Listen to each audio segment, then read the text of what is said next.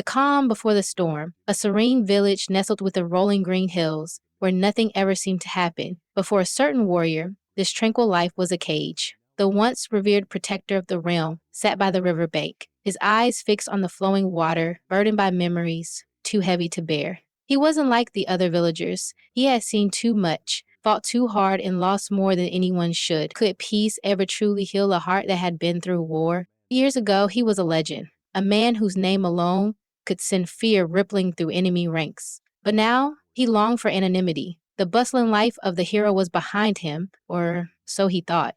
Yet as he gazed at the river, his callous hands trembled slightly, as if the universe itself mocked his attempt to escape destiny. Was it really possible to leave behind the life of a savior? Or did heroism cling to the soul like a stubborn shadow? One day, a young girl from the village interrupted his reverie. She was bold, curious, and impossibly persistent.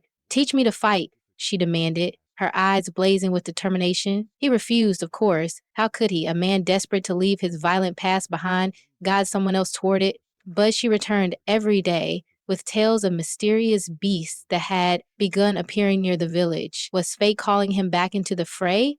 Or was it merely coincidence? The first encounter with the creatures wasn't what he expected. They weren't monsters in the traditional sense. They were manifestations of sorrow, shadows shaped by anguish. His sword, once a symbol of hope, felt foreign in his hands as he confronted them. Yet, as the blade met the darkness, he felt an old spark ignite within him, a bittersweet reunion with a part of himself he thought was long gone. Why had these creatures appeared now? What did they want? And, more importantly, why could he feel their pain as if it were his own? Each encounter left him with more questions than answers, but the girl, now his unwilling apprentice, provided a sense of purpose he hadn't felt in years. Her tenacity reminded him of who he used to be, brave, unyielding, and hopeful. Could she be the key to unlocking the mystery of this sorrowful being? As days turned into weeks, he began to teach her not just how to fight, but how to carry the weight of a sword without losing one's soul. The bond between them grew, and for the first time in years, he felt a semblance of peace. But the creatures grew stronger, and with each battle, their sorrow seeped deeper into his mind. Was this his punishment for trying to abandon his duty, or was it something more sinister? One evening, as the two of them trained under the fading light, the girl asked a question that pierced his heart. "Why did you stop fighting?" He hesitated, the memories rushing back, of comrades lost, of battles that left scars deeper than any blade could carve. Could he tell her the truth? Or would it shatter the image of strength she saw in him? That night, unable to sleep, he revisited the riverbank, the moonlight dancing on the water's surface. The weight of his past felt heavier than ever. He recalled the faces of those he had failed to save, their voices haunting him in the stillness. But as he looked at the reflection of the moon, a fleeting thought crossed his mind. Was it possible to find redemption, not through forgetting, but by confronting the pain head on? Do it. Their final confrontation with the largest of the sorrowful beasts came unexpectedly.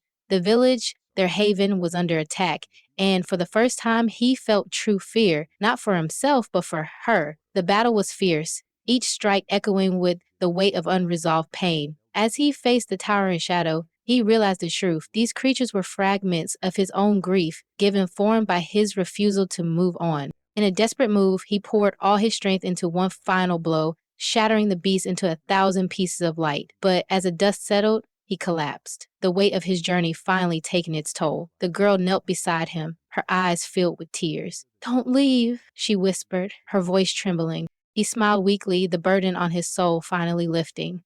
"You're strong enough now," he said, "stronger than I ever was." But was it truly the end, or merely the beginning of a new chapter for both of them? The village returned to its peaceful existence, but his story was far from over. As the girl looked toward the horizon, clutching the hilt of his sword, she felt a spark of determination.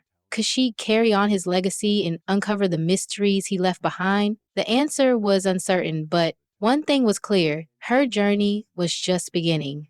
As days passed, whispers of the hero's deeds spread beyond the village, drawing attention from far and wide. Strangers began to arrive, each carrying tales of similar creatures tormenting their lands. The girl, now resolute, decided to set out on her own path. With his sword by her side and his teachings etched into her heart, she ventured into the unknown. Would she find answers, or would the shadows consume her as they had nearly consumed him? The road ahead was treacherous, filled with dangers both physical and emotional, yet with every step she discovered more about herself, her courage, her flaws, and her capacity to love and forgive. Each village she visited revealed fragments of a larger puzzle, a mystery that seemed tied to the sorrowful beasts. Was their existence a reflection of humanity's collective pain, or something even more profound? Her journey was far from over, and as she stood at the edge of a vast forest, the wind whispered promises of both peril and hope. The path forward was unclear, but one thing remained certain. Her story was only beginning, and the legacy of the warrior would live on through her unwavering resolve.